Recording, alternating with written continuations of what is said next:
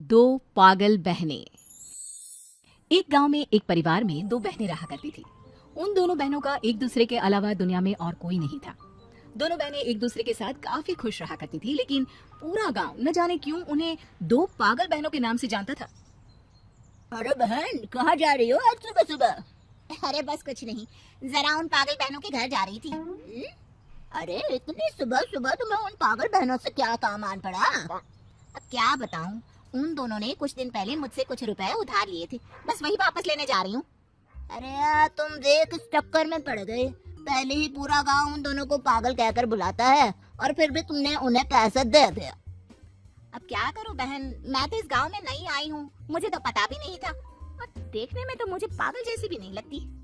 अरे तो कौन सा सच में वो दिमागी रूप से कमजोर या पागल है, बस उनका नाम पागल पड़ा हुआ है। लेकिन उसके पीछे कोई वजह तो होगी ना, ऐसे थोड़ी ना कोई किसी का नाम पागल रख देता है।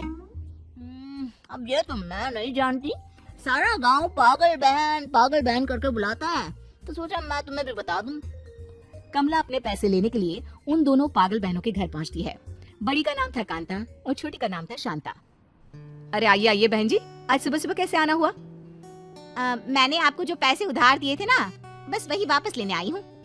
बहन जी, बस 10 दिन की मोहलत और दे दीजिए, फिर हम दोनों आपके पैसे चुका देंगे। अच्छा ठीक है, कोई बात नहीं, लेकिन एक बात पूछना चाहती थी। आप बुरा तो नहीं मानेंगे ना? अरे नहीं नहीं, पूछिए ना, क्या बात है? देखिए, मैं इस गांव में नई आई हूँ, मैं नहीं जानती कि पूरा गांव आपको पागल बहनों के नाम से क्यों बुलाता है। क्या आप मुझे उसके पीछे की वजह बता सकती हैं?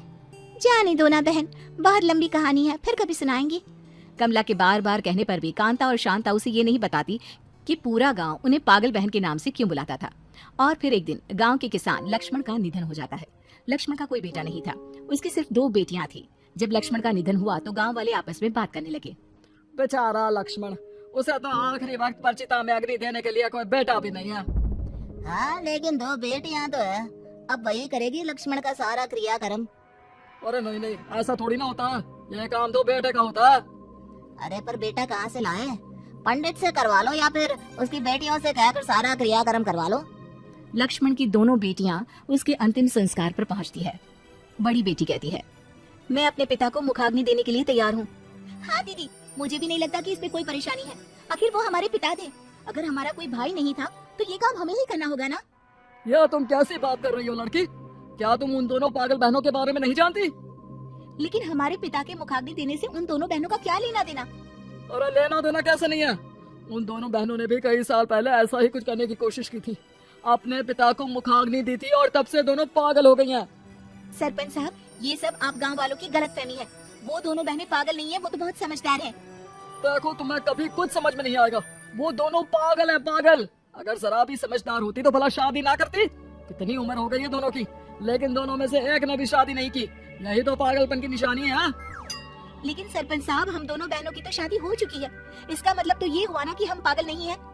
अभी नहीं हो तो क्या हुआ? पंडित ने कहा था कि अगर लड़कियां अपने पिता को मुखाग्नि देती है तो वो पागल हो जाती है। क्या तुम्हें अपनी गृहस्थी की चिंता नहीं? अरे सरपंच साहब, ये कौन से अंधविश्वास में रह रहे हैं? ऐसा भी भला कभी होता है क्या? वैसे सरपंच साहब, ये बात तो हम भी जानना चाहते हैं कि आखिर सारा गांव उन दोनों बहनों को पागल कहकर क्यों बुलाता है। हाँ सरपंच साहब, मैं तो इस गांव में नई आई हूँ। मैंने भी उन दोनों बहनों से पूछने की बहुत कोशिश की, लेकिन उन्होंने कुछ बताया ही नहीं।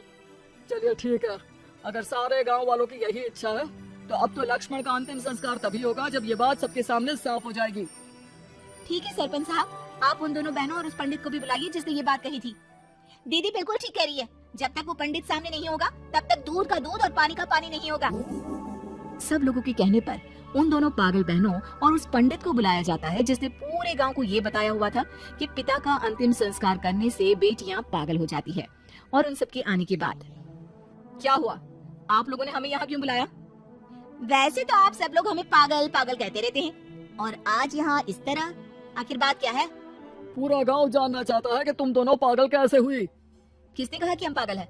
ये तो आप सब गांव वालों ने बिना बात की अफवाह उड़ाई हुई है। पंडित जी, अब आप ही बताइए, आखिर सच क्या है? वो क्या है ना सरपंच साहब, बहुत साल पहले जब इन दोनों के पिताजी का निधन हुआ था तो इन दोनों ने जिद करके उनका अंतिम संस्कार कर दिया था। और देखिए ना, तब से ना दोनों की शादी हुई, ना कोई परिवार बसा, ऊपर से गांव का कोई भी इंसान इनसे बात नहीं करता। पागल हम दोनों नहीं, पागल आप सब गांव वाले हैं। मैंने शादी इसलिए नहीं की क्योंकि अगर मैं शादी कर लेती तो मेरी छोटी बहन अकेली रह जाती। अच्छा, अगर ऐसी बात है तो तुम शादी ना करती, पर छोटी बहन की शादी क्यों नहीं करवाई? कैसे करवाती पंडित जी? पूरे गांव को तो आपने ये ढिंढोरा पीट दिया था कि हम दोनों बहनें पागल हैं। तो फिर एक बात बताओ, अगर तुम पागल नहीं हो तो गांव का कोई भी तुमसे बात क्यों नहीं करता?